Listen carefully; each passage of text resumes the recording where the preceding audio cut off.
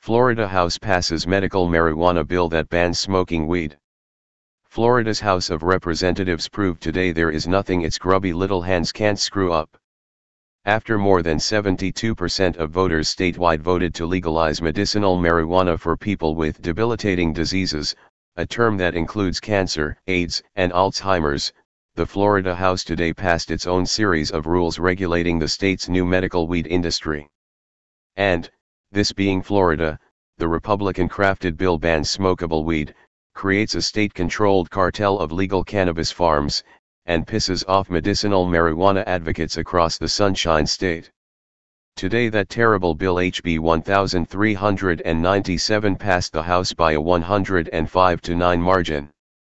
Don't get me wrong, they made significant improvements, because even the second and third versions of the bill kept getting worse, says Ben Pollera, Policy Director for United for Care, the group that pushed for a medical weed constitutional amendment in 2014 and 2016.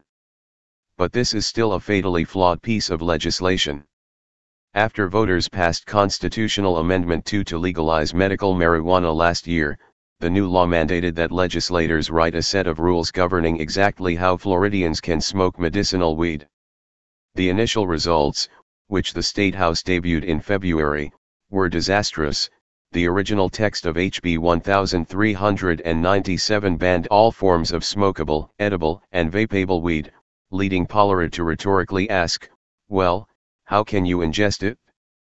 The bill was actually more restrictive than the laws in place before Floridians legalized medical cannabis. After outcry from patient advocacy groups, House lawmakers amended the bill to at least legalize marijuana edibles and vaporizers for qualifying patients. But those guidelines are far from the only boneheaded measures crippling the bill. Most notable, the House's rules require doctors to provide formal prescriptions for pot as opposed to recommendations, which medical marijuana advocates prefer. The prescription requirement hamstrings the bill for an obvious reason: marijuana is still federally illegal, and doctors who prescribe medicinal cannabis can lose their FDA licenses.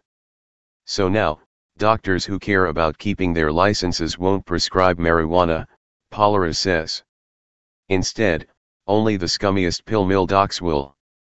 In an effort to prevent bad doctors from prescribing marijuana to people who don't need it, Pollera contends, the House has all but guaranteed that bad doctors will be the only ones handing out weed in Florida.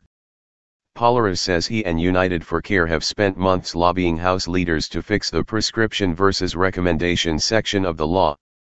But, he says, state lawmakers have insisted on regulating medical cannabis like amoxicillin or OxyContin, which doesn't work because weed isn't yet legal or FDA approved. It's willful ignorance, he says. It's not ignorance in an absence of facts. This is the single biggest thing we press the House leadership on. It's the core of the law.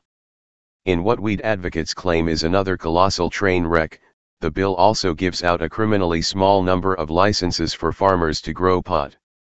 So far, lawmakers have given out just 7 licenses for the whole state. In effect, they've created a legal pot cartel, Pollera says, whose members can work together to set prices and avoid competing with one another, just like the state's 4 much despised private electricity cartels. And it's clear that license holders are already able to make vast sums of money from exploiting the cartel system.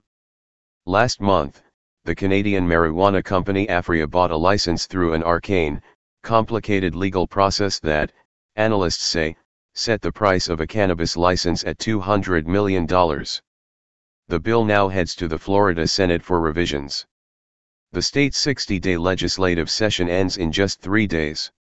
The Senate has been much more reasonable about this, Pollera says. I hope they amend it and send it back to the House again. Right now, we've just got 72 hours to go. But, he warns, the state legislature has a rich history of thwarting the will of the people.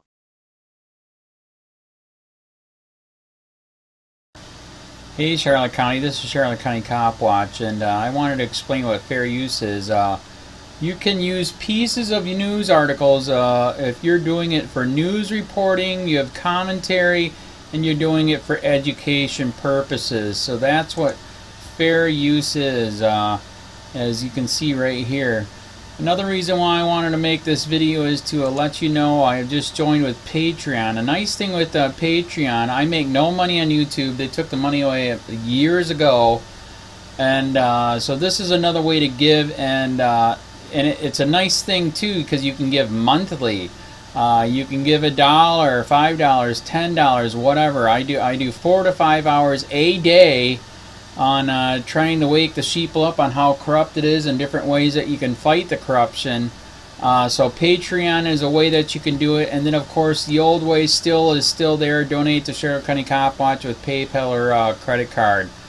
So keep that in mind. 4 to 5 hours a day. I make no money, but the corruption happened to me and I'm sick of it, so I'm trying to wake people up. But my wife would love it if some, if we could get some help out there. There's 47,000 subscribers. Just think if each one of you subscribers just gave a, let's say, actually, yes, $1 a month. 47,000 subscribers gave $1 a month. That would be awesome. That's not going to happen. But anyways, that would be great if it did happen. But, do the math in your head. Just think about it. Like I said, 4 to 5 hours a day. I get no money from YouTube. YouTube has gone nuts. You can't do anything anymore. They're taking the money away everywhere. So these are a couple different ways that you can still help out with all this time that I put in. And as you know, I'm in a special situation where, at least I can do it. 4 to 5 hours a day. We have a cleaning company during the day. That's what allows me to do this, and we're debt-free. So this is my hobby. I don't go fishing and all that other crap. I try to save the world. So help me out to make the wife happy, man. In fact, if you guys did give $1 a day, and there was 47,000 of you, and you did it, and each of you gave $1, and that was every month, oh my God, yes, I could quit. I could start suing them. Another idea too that we have is, if I got, some funds, we could actually contact everyone that has been ticketed and or arrested and put in jail and start sending them postcards to let them know we're here, and to see if everything went all right, and if it didn't, find out their story. So we could even do more investigations and more lawsuits. Lawsuits take money. So just think about that. 47,000 of you so far right now. $1 a day. $1 a month on Patreon, or $5 a month Patreon, 10, 20, whatever. Just do the math in your head. Help out. This is a lot of work every single day. Thanks.